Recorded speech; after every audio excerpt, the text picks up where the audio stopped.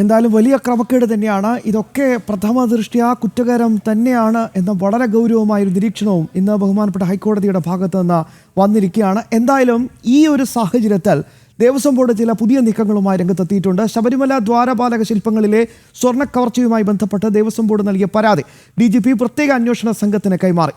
അന്വേഷണ ചുമതലയുള്ള SP ശശിധരനാണ് പരാതി കൈമാറിയത്. സ്വർണ്ണത്തട്ടിപ്പിൽ അന്വേഷണം വേണമെന്നാണ് പരാതിയിൽ ആവശ്യപ്പെടുന്നത്. വിവരങ്ങളുമായി MS വീണ ചേരുകയാണ്. വീണ, ഈ ഒരു പുതിയ നീക്കം എങ്ങനെ വിലയിരുത്താം?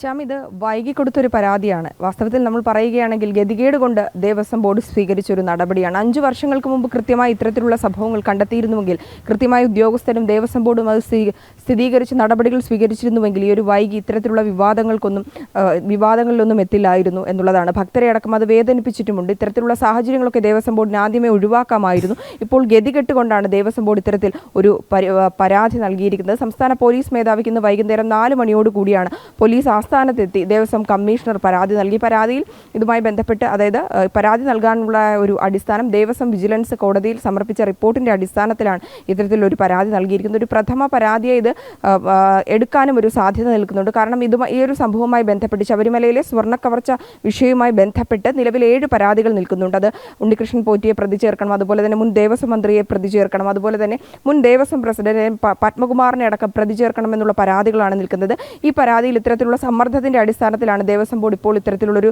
പരാതി നൽകിയിരിക്കുന്നത്. കമ്മീഷണർ നേരിട്ടെത്തിയ ഒരു പരാതി നൽകി. പരാതിയിൽ കൃത്യമായും ഇതുമായി ബന്ധപ്പെട്ട് വീഴ്ചകൾ സംഭവിച്ചിട്ടുണ്ടെന്നും ഉണ്ണികൃഷ്ണൻ പോറ്റി തന്നെയായിരിക്കും ഇതിൽ പ്രഥമമായിട്ടും കുറ്റാരോപിതനായിട്ട് പരാതിയിൽ പറയപ്പെടുന്ന. മാത്രമല്ല ഉദ്യോഗസ്ഥർക്കെതിരെയും ആരോപണമുണ്ട്. കോടതിയിലും കൃത്യമായി ദേവസ്വം വിജിലൻസ് നൽകിയ റിപ്പോർട്ടിൽ ഇത്തരത്തിൽ സ്വർണ്ണ കവർച്ച നടന്നു എന്ന് വ്യക്തമാക്കുന്ന സാഹചര്യത്തിലാണ് ഇന്ന് വൈകിട്ടോടുകൂടി ഇത്തരത്തിൽ പരാതി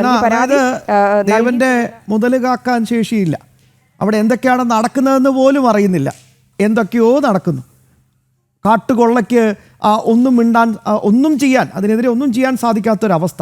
ഇതൊക്കെ സംഭവിച്ച് അങ്ങനെയാണല്ലോ ഇപ്പോൾ പറയുന്നത്. ഞങ്ങളൊന്നും അറിഞ്ഞില്ല, ഇതൊക്കെ നടക്കുകയാണ്, ഉദ്യോഗസ്ഥന്മാരാണ് ഇതൊക്കെ ചെയ്തത്, എന്നാൽ പിന്നെ അങ്ങ് അന്വേഷിക്കട്ടെ എന്ന് പറഞ്ഞൊരു പരാതി കൊടുക്കുക. ഇതിന് പ്രഹസനം എന്നൊരു വാക്ക് പറഞ്ഞാൽ കുറഞ്ഞു പോകും? ഒരിക്കലുമില്ല ശ്യാം. പ്രഹസനം എന്ന് പറഞ്ഞാൽ ഒരിക്കലും ആ ഒരു വാക്ക് തികയില്ല.